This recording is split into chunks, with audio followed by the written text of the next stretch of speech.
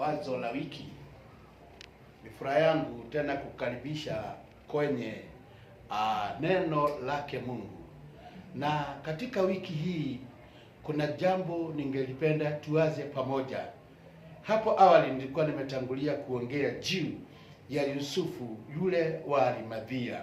Nataka tuangalie kwenye kitabu cha Mathayo sura ni ya 27 na mstari wake wa 57. Biblia inasema hivi: hata ilipokuwa jioni, akafika mtu tajiri wa Arimathia, jina lake Yusufu, naye mwenyewe alikuwa mwanafunzi wa Yesu. Mtu huyo alimwendea Pilato akauomba mwili wa Yesu, ndipo Pilato akaamuru apewe.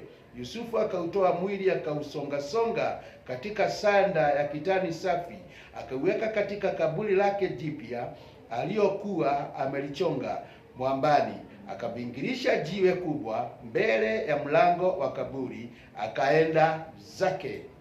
Yusufu wa Arimathia, mwanafunzi wa Yesu, ila hakuwa na sifa na hakujulikana, hakutenda miujiza yoyote. Na katika historia tunaposoma hadithi ya Biblia, hakuna mahali pengine tunampata huyu mwanafunzi wa Yesu, lakini aliingilia kwa kipindi kilicho bora, wakati uliokuwa unahitajika, sehemu na nafasi ambayo haikuwa na mtu wa kuingilia kufanya kazi ile. Wakati ule Yesu Kristo basi alipokuwa amehukumiwa, amesulubiwa, na sasa wamemdunga bavuni mwake, na Yesu amekata roho yake, Yusufu wa Arimathia akaondokea akaenda kwa mfalme, na alikuwa na hitaji, alikuwa na ombi. Akamwambia mfalme, ninakusihi mfalme Pilato, ninataka unipe mwili wa Yesu. Naye kwa sababu haukuwa na maana mbele ya mfalme na wale watu, Yusufu wa Arimathia akapewa ule mwili. Na alipouchukua, Biblia inasema alikuwa mtu tajiri, na utajiri wake pengine ulitokana na kuchimba makaburi, lakini Biblia inasema wakati huu anaenda na ombi mpya, anaenda mbele za Pilato, maana mwili wa Yesu ulikuwa umeachwa. Hakuna mtu ambaye alikuwa anautamani tena, kila moja aliona. Basi wakati na mambo yake yamefika mwisho, lakini Yusufu wa Arimathia alionelea ni vema ni uchukue huu mwili wa Kristo, ni uhifadhi vizuri. Basi alipopewa na Pilato, Biblia inasema akaufunga kwa sanda, na alipousonga na ile sanda akaupeleka mle kaburini, na kisha kuweka kwa kaburi mpya. Haikuwa imezikwa mtu mwingine, lakini mtu wa kwanza kusikwa pale alikuwa Kristo. Na basi wakauchukua mwili wakauweka pale kaburini, na alipouweka akabingirisha jiwe akaufungia pale. Wazo la wiki leo: sote Biblia inasema tu viungo vya mwili wa Kristo. Mimi na wewe tu mwili wa Kristo, na kama viungo katika mwili wa Kristo, je, leo mwili wa Kristo uko wapi? Tumeudharau, tumeuonea maana, ama bado tunaitamani mwili wa Yesu udharauliwe, mwili wa Yesu ukose kupewa heshima? Na basi nataka kurudi kwa wazo hili. Arimathia, huyu Yusufu hakupata kitu kingine cha maana, hakuona umuhimu wa kuomba mambo mengi. Angeomba mfalme mambo mengi, lakini alikuwa tuna wazo moja: mwili wa Yesu nitauhifadhi, nitauweka kwa njia ipi? Na alipoenda basi pale akauomba, akauchukua kwa njia nyingine.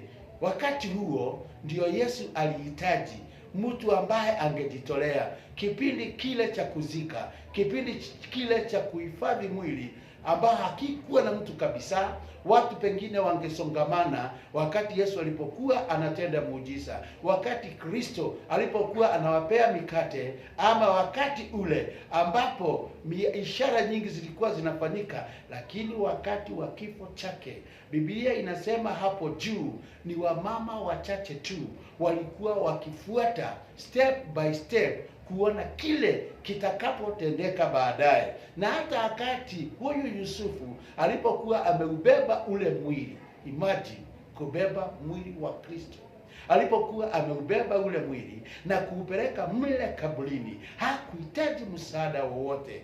leo tuseme ni nyumba ya Bwana inajengwa, tunachanga, lakini hatuelewi ya kuwa ni mwili wa Kristo na mwili ingine ya Kristo inapatana pale kwa ajili ya kuabudu. Tunapo basi inua madhabahu ya Kristo, kila mmoja anahitaji tuanze kuchangia, tuanze kufinyana pale tuchangie. Lakini huyu ndugu wetu Yusufu alitoa kaburi lake jipya ambao angeuza pesa nyingi, maana alikuwa tajiri na maybe kazi ya kuchimba makaburi ndio ilikuwa inampatia faida. Lakini wakati huu aliamua achukue kaburi lake mpya, basi aweze kulipeana kwa ajili ya Kristo, aweze kulipeana ili mwili wa Kristo uhifadhiwe vizuri. Biblia inafundisha ya kwamba kwenye hiyo kaburi hakukuwa na mwili mwingine, maana kaburi ilikuwa mpya. Jamaa akasema, badala mimi nipate faida, wacha nitoe kwa ajili ya Kristo, wacha nitoe kwa ajili ya mwana wa Mungu. Wazo la wiki: wewe umeokoka miaka mingapi? Umekaa kanisani miaka mingapi? Ni nini umetoa kwa ajili ya Kristo? Ni nini unajisikia kutoa kwa ajili ya Kristo? Una nafasi nzuri, una wakati mzuri wa kutoa kwa ajili ya Kristo. Wakati ndio huu, unaweza kumtolea Kristo kilicho kizuri, kilicho chema. Yusufu alitoa kaburi mpya, alitoa kaburi ambayo haikuwa imezikwa mtu, na akaona hiyo ndiyo ilikuwa inahitajika wakati ule. Wakati mwingine tunapoenda makanisani kwetu, mambo yanahitajika, vitu vinahitajika, lakini sisi hatuna hiyo nafasi ya kupeana kinachotamanika, kilicho kizuri. Wazo la wiki: Yusufu alipeana. Yusufu alibeba mwili wa Kristo. Kando na kupeana, hata kutoa wakati wake, muda wake, na akatumia nguvu zake kubeba mwili wa Kristo akiwa peke yake. Na baadaye sio kubeba peke yake, lakini hata kutoa. Alitoa kaburi lake na akatoa sehemu ambao ni ya utajiri wake mwingi, akaupeana kwa ajili ya Kristo. Wazo la wiki: je, utayari kupeana kwa ajili ya Kristo bali kunahitajika kwa ajili ya mwili wa Kristo? Je, una hiyo, ama bado haujauzwa, ama bado unasikia hautamani kufanya hivyo? Lakini Biblia inatufundisha ya kwamba alipeana, alitoa kwa ajili ya Kristo. Bwana akubariki unapoendelea kutazamia mengi juu ya wazo la wiki. Amen. Shalom watu wa Mungu.